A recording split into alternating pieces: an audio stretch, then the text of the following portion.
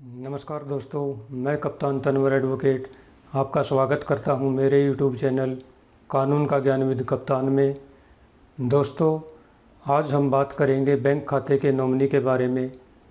जब भी हम किसी बैंक में खाता खुलवाने के लिए जाते हैं तो बैंक के एप्लीकेशन फॉर्म में एक कॉलम अवश्य होता है जिसमें हमें नॉमिनी का नाम देना होता है। तो दोस्तों, आज की इस वीडियो में हम यही जानेंगे कि नॉमिनी का नाम देने का क्या रीज़न होता है और इसका क्या उद्देश्य होता है।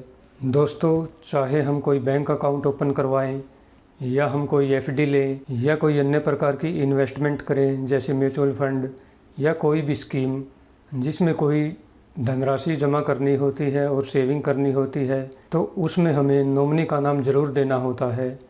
दोस्तों, नॉमिनी का नाम देने का मुख्य उद्देश्य ये होता है तो बैंक वाले आपसे ये जानना चाहते हैं कि जब आपकी डेथ होगी, जब आपकी मृत्यु होगी, तो उसके बाद आप किस मेंबर को ये अधिकार देना चाहेंगे कि वो बैंक में आकर आपके खाते में जो पैसे जमा है उस पैसे को क्लेम करे और उस पैसे को अपने अकाउंट में ट्रांसफ़र करें।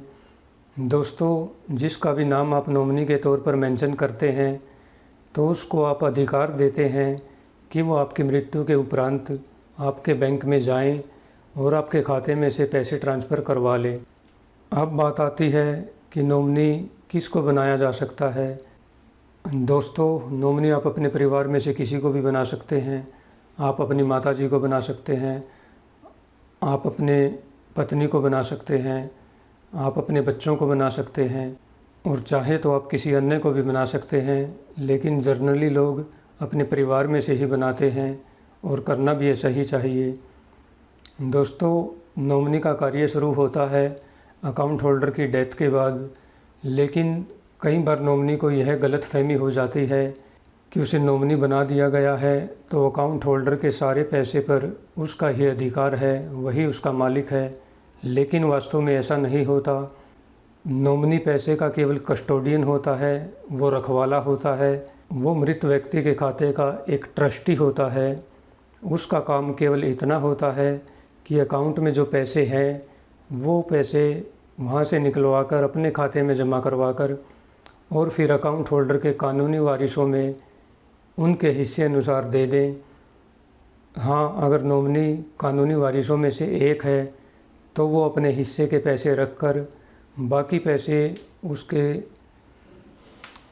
पैसे अन्य वारिसों को देने की उसकी ड्यूटी बनती है।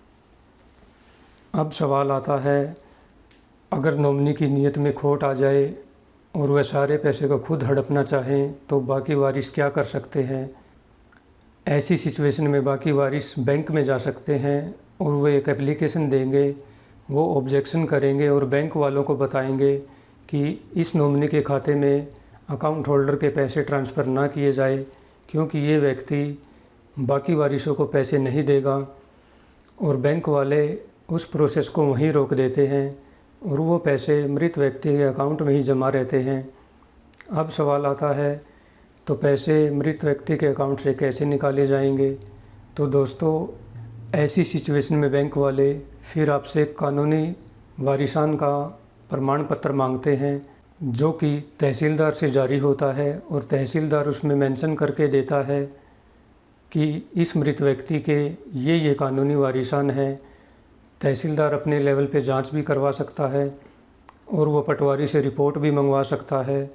एक तरह से तहसीलदार कानूनी वारिसान की तस्दीक करवाता है कि इस मृत व्यक्ति के कौन कौन वारिस है जो कि जीवित है। उसके बाद वो सर्टिफिकेट आपको तहसीलदार से बनवा कर बैंक में देना होता है। इसके अलावा बैंक वाले आपसे सक्सेशन सर्टिफिकेट भी मांग सकते हैं। सक्सेशन सर्टिफिकेट कोर्ट से जारी होता है, लेकिन उसमें समय थोड़ा ज़्यादा लग जाता है। उसमें 1 साल भी लग सकता है और 2 साल भी लग सकते हैं। अब सवाल आता है, कानूनी वारिसान कौन कौन होते हैं, यानी कि वो वारिसान कौन कौन हैं जिसका मृत व्यक्ति के पैसे पर हक होता है। दोस्तों, किसी भी व्यक्ति के क्लास 1 के लीगल हायर्स उसके पैसे को पाने के हकदार होते हैं।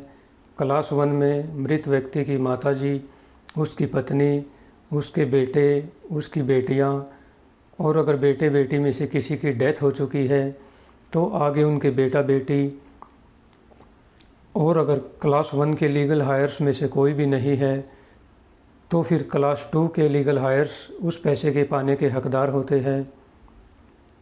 तो दोस्तों, कुल मिला के कंक्लूज़न यही निकलता है, अगर आप बैंक खाते में नॉमिनी हैं तो आपको ईमानदारी से काम करना चाहिए। उससे प्रोसेस जल्दी भी होगा और आसानी से भी होगा।